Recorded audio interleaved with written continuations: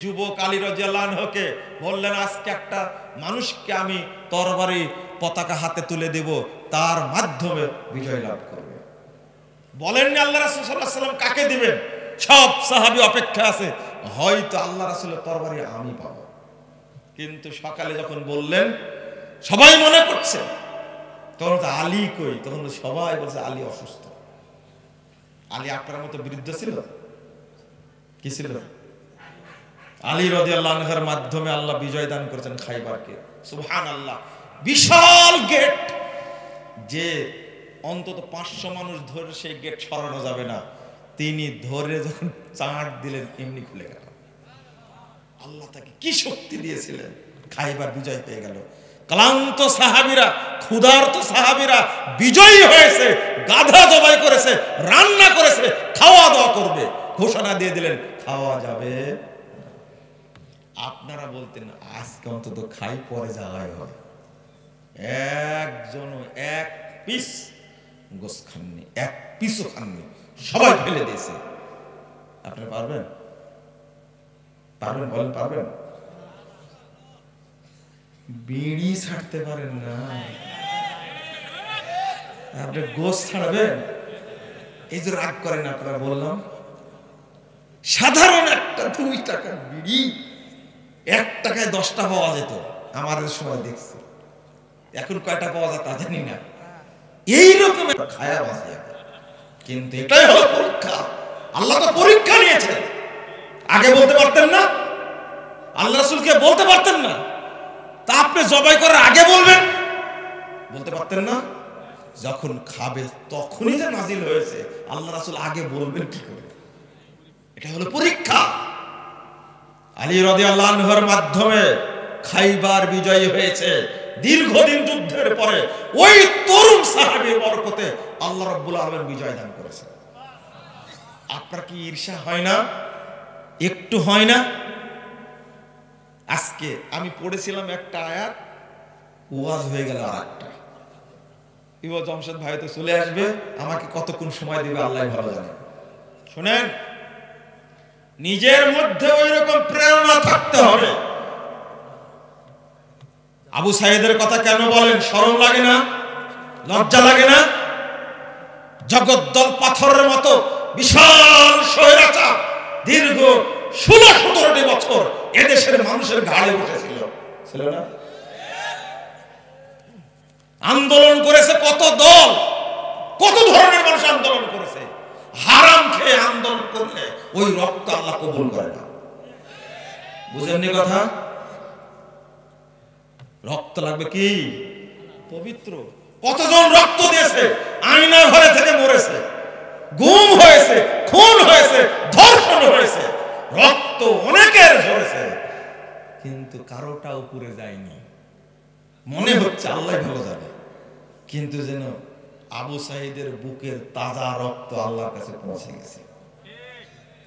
কি ভুল বললাম মনে নাকি? একটু নিজে নিজে চিন্তা করেন। কেন গোটা দেশ ফুঁসে উঠলো? ছোট ছোট বাচ্চারা পর্যন্ত, 4 বছরের বাচ্চা এই ছাত্র আন্দোলনে অভ্যুত্থানে গিয়ে নিহত হয়েছে, হয়নি? 4 বছরে নারী, পুরুষ, ছেলে, মেয়ে, বৃদ্ধ, আবাল বনিতা সব মাঠে নেমে গেলে যেটা সম্ভবই ছিল না, 41 সালের আগ পর্যন্ত সম্ভব ছিল না। 31-এর আগেই ফাইনাল। বুঝেননি কথা? কি এত সুন্দর ভাবে বলছে, পৃথিবীর ইতিহাসে সর্বশ্রেষ্ঠ নির্বাচন হয়েছে 2024 সালের 7ই জানুয়ারি। এর মতো নির্যাতন কোন পৃথিবীতে হয়নি। ওরা বলছে নির্বাচন, আমি কি বললাম নির্যাতন? বুঝতে পারলেন কথা? কি ভাষায় বলছে! এরকম ফেয়ার, এরকম ঐতিহাসিক, এরকম শুদ্ধ নির্বাচন কোনোদিনই হয়নি। মনে হচ্ছে শয়তান ডাইরেক্ট কথা বলতেছে। এইরকম লা হাওলা ওয়ালা কুওয়াতা, কি বাগাড়ম্বরে, কি কথাবার্তা, হিসাব নিকাশ কি! দেখতে দেখতে 15 বছর, সামনে আরো 5 বছর, মানুষ বাঁচে কয় বছর? রাওয়াহু ওবাইদুল কাদের। বুঝতে পারছেন কথা? কি অহংকার, কি দাপট, লজ্জা নাই, শরম নাই, হায়া নাই। কোটি কোটি মানুষ জিম্মি, কিন্তু মুক্তির জন্য ওসিলা করে দিলেন কাকে? আবু সাইদ খুদরি নাকি? খুদরি না বলেন আপনারা, কিন্তু আমি বুঝাচ্ছি কি, বয়স কত ছিল? 73 বছর, 63 বছর, কি 55 বছর, 85 বছর? কত বছর? বুড়াকে কবুল করলো না কেন? হিসাব করে বুঝেননি মনে কথাটা? রাগ করলেন আপনারা? রাগ করেন আপনার ছিঁড়ে যাক, অন্তত যায় আসে না। রাগ করেন আপনি।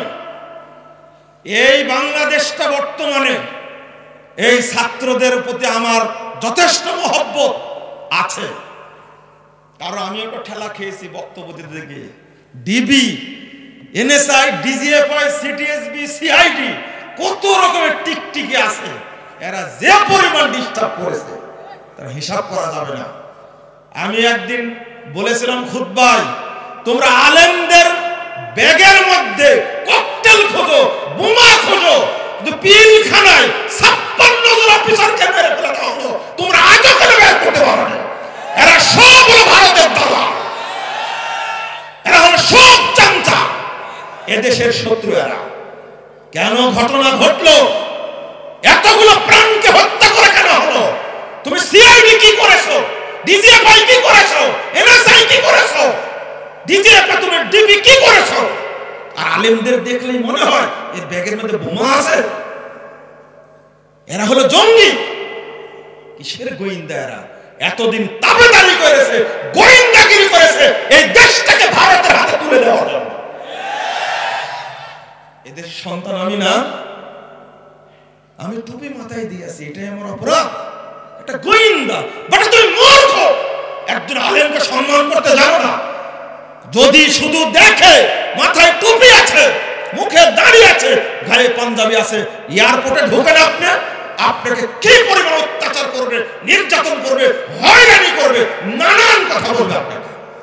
বেটা তুমি কি শিখেছো এমন? তোমার পড়াশোনার গতি কত দূর এটাকে আমরা জানি না? একজন ব্যক্তির রাগে, একজন প্রফেসর আলেম মানুষ দাড়ি ছিল, রাগে দাড়ি কেটে টুপি ফেলে দিয়ে কোট আর টাই পরে এখন ঘুরে বলছে 2-4 জনকে থাপ্পড় মারেছে, পরিচয় দিয়ে থাপ্পড় মারছে। আমাকে চিনো? আমি হলাম আলেম মানুষ, তোদের অত্যাচারের কারণে এই দাড়ি কেটে ফেলেছি। এই বাংলাদেশের ইতিহাসের কথা বলছি। এরা এত অত্যাচার করে, কিন্তু বাংলাদেশটার অবস্থা, একজন সচিব 5,000 কোটি টাকা চুরি করে বাংলাদেশে পাচার করে, তুমি তাকে ধরতে পারো না? বেনজির নামে এক লোক, এই লোকটা এই কি বলবো যে সংখ্যালঘুদের জমি দখল করেছে 600 বিঘা। গোয়েন্দারা কোথায় ছিলে? সাংবাদিকরা কোথায় ছিলে? লিখতে পারো না কেন তোমরা?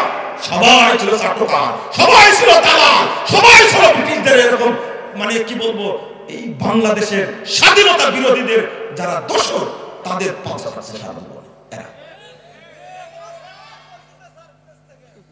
শোনেন, আমি আপনাদের বলতে চাচ্ছিলাম যে জিনিসটা, প্রত্যেক ঘরে নিজের সন্তানকে আলেম তৈরি করব। এই দেশটা নাস্তিকদের হাতে আর ছেড়ে দেব না ইনশাআল্লাহ। আপনার শরম লাগে না? ওই জন্য তো বলি আপনাকে, আপনার সন্তান পড়বে মাদ্রাসায়, 100% প্রত্যেক মুসলিমের সন্তান পড়বে মাদ্রাসায়। ওইখানে ভর্তি করেন কেন? যেখানে বানর তৈরি হয়। কেন তৈরি করেন? বানর তৈরি হয় বলতে,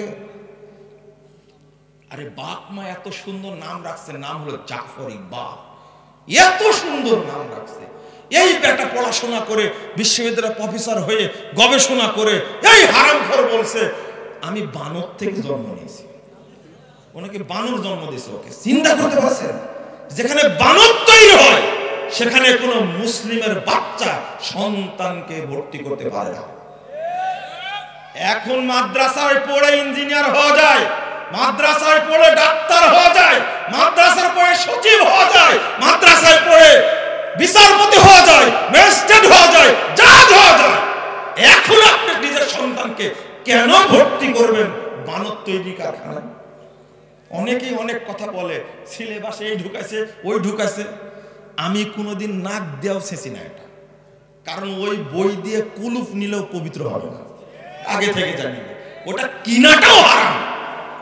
আমি এই সমস্ত প্রতিষ্ঠানে সন্তান ভর্তি করাকে জায়েজ মনে করি। কেন? ফিলিস্তিনের কথা শুনে কাঁদছেন, লজ্জা লাগে না? শরম লাগে না? বেহায়ার মতো কাঁদছেন। আপনার নাকে কান্না, এটা এটা আপনার মায়া কান্না। ফিলিস্তিনের মা, এক একটা মা সন্তান জন্ম দেয়, লালন পালন করে, তার টার্গেট থাকে একদিন এই দেশকে ইসরায়েল থেকে মুক্ত করবে, এই ফিলিস্তিনকে স্বাধীন করবে। আর আপনার টার্গেট কি? আপনার বাচ্চা হওয়ার আগে, পেটে আসার আগে চিন্তা, একে আমেরিকায় পাঠাবো বানর বানানোর জন্য, একে কানাডায় পাঠাবো ডাকাত বানানোর জন্য। ওই চিন্তা আপনার মধ্যে। আর ফিলিস্তিনের মায়ের দেখলে খুব কাঁদেন আপনি, তাই না? এটা একটা শয়তানি কান্না। এটা একটা, আপনার সন্তানকে তৈরি করেন, দেখতে পাচ্ছেন না? এই বাংলাদেশটাকেই ফিলিস্তিন বানায় ছাড়ছে। ইসরায়েল ওই কাজ করতে পারেনি। মাত্র কয়েকদিনে 2000 থেকে 2500 সন্তানকে, ছোট ছোট বাচ্চা, উঠতি বয়সী বাচ্চাকে মেরে ফেলে দিল। এটা কি ইসরায়েল পেরেছিল? না, না, পারেনি। এই এক সপ্তাহের মধ্যে, 5 দিনের মধ্যে এত সন্তান মারতে পারেনি। এটাও তো একটা ফিলিস্তিন। আপনার সন্তানকে গড়ে তুলতে হবে না? কেন আপনার সন্তান নাস্তিক হবে? কেন আমেরিকার দালাল হবে? কেন ভারতের দালাল হবে? ও সরাসরি তাওহীদপন্থী হবে। সে রাসূলুল্লাহ সাল্লাল্লাহু আলাইহি ওয়াসাল্লামের আদর্শে গড়ে উঠবে। তার চেতনা হবে সংগ্রামী চেতনা। কি ফিলিস্তিন থেকে একজন কি পালাইছে? বলেন আপনি, পালাইছে একজন? একজনে কি কানাডায় আশ্রয় নিয়েছে? একজনে কি আমেরিকায় আশ্রয় নিয়েছে? মা জন্মই দিয়েছে। যত সন্তান হবে সবই ফিলিস্তিনের মুক্তি আন্দোলনের শহীদ হবে। কিন্তু আপনি তো পলাতক, আপনি পালিয়ে যান। আপনার মাথায় ওই চিন্তাটা থাকতে হবে। আজকে যুবক ভাগদের প্রোগ্রাম, এই জন্য কথাগুলো আমি বলছি।